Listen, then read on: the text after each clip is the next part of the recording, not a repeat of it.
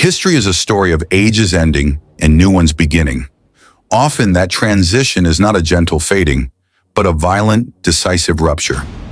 On a single sweltering day in August of 338 BC, on the plains of Chaeronea in central Greece, such a rupture occurred. It was a battle that marked the twilight of an entire era, the glorious, chaotic age of the free Greek city-state. This was the final, desperate stand of the old world against the new. On one side stood the proud armies of Athens and Thebes, ancient rivals united in a last-ditch effort to defend their liberty. On the other stood a new kind of army, a professional, combined arms war machine forged by a king of singular genius, Philip II of Macedon. This is the story of how the old way of war, the hoplite phalanx that had defeated the Persians, was rendered obsolete. It is the story of a king's brilliant strategy, a prince's legendary first charge, and the tragic, heroic end of the most elite fighting force in all of Greece.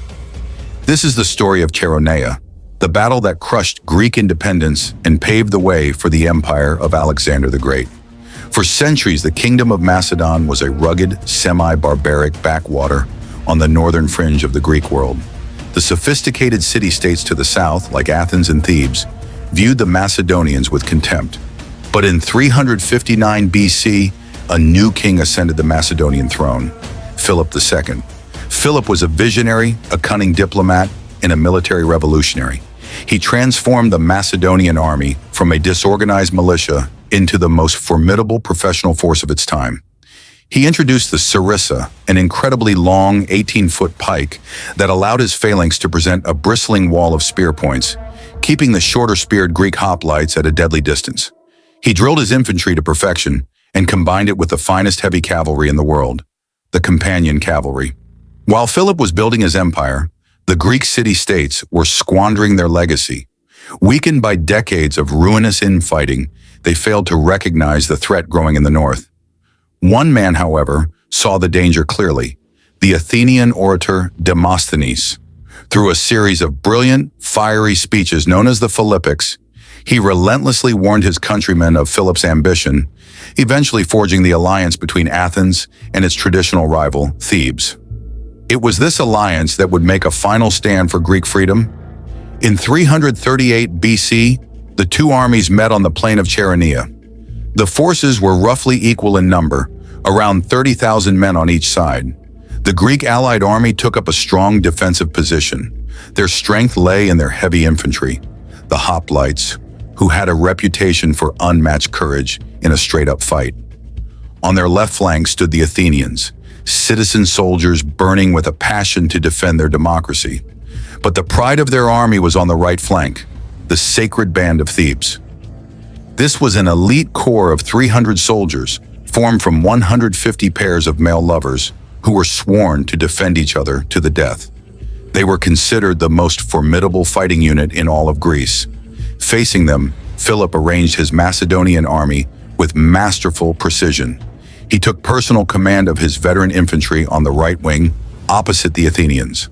On the left wing, he placed his finest striking force, the elite companion cavalry.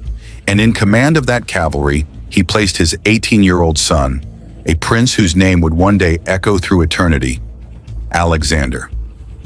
The battle began with the Greek line advancing as one, their hoplites chanting their war cries, confident in their heavy infantry. The Athenians on the left pushed forward aggressively.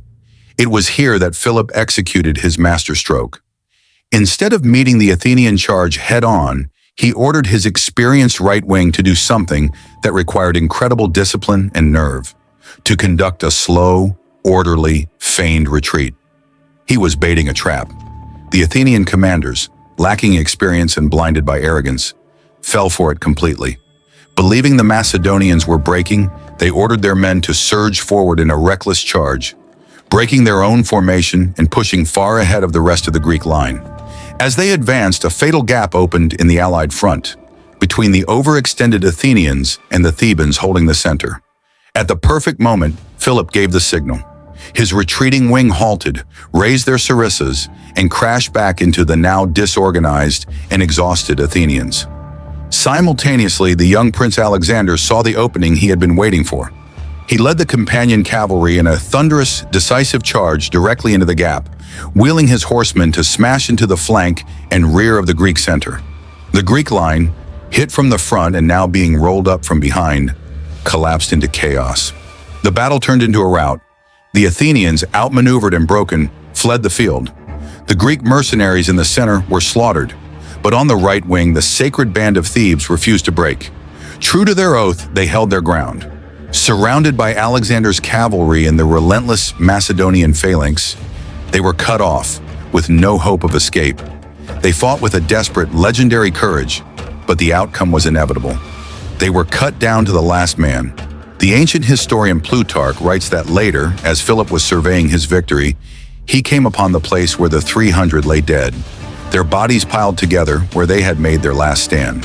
Far from gloating, Philip was overcome with emotion and was said to have wept, declaring, "Perish any man who suspects that these men either did or suffered anything unseemly."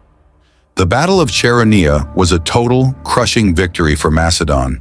The army of the last free Greek states was shattered. The era of the independent polis, which had given the world democracy, philosophy, and drama, was over. Philip, however, proved to be as cunning in peace as he was in war. He treated the defeated with a calculated leniency. He did not want to be a conqueror of Greeks. He wanted to be their leader. He forced all the city-states, except Sparta, into a federation known as the League of Corinth, unifying Greece under his command for the first time in history. His real goal now lay to the east, a grand invasion of the mighty Persian Empire. And at Chaeronea, the world had its first glimpse of the man who would carry out that dream. Alexander had proven himself a brilliant and fearless commander. His charge was not just a battle-winning maneuver. It was his arrival on the stage of history. Chaeronea was the violent end of one age and the bloody birth of another. It was the battle where Greek freedom died, but it was also the crucible that forged the Hellenistic world, an empire of Greek culture that would be carried to the edge of India by the young prince who first won his glory on that fateful field.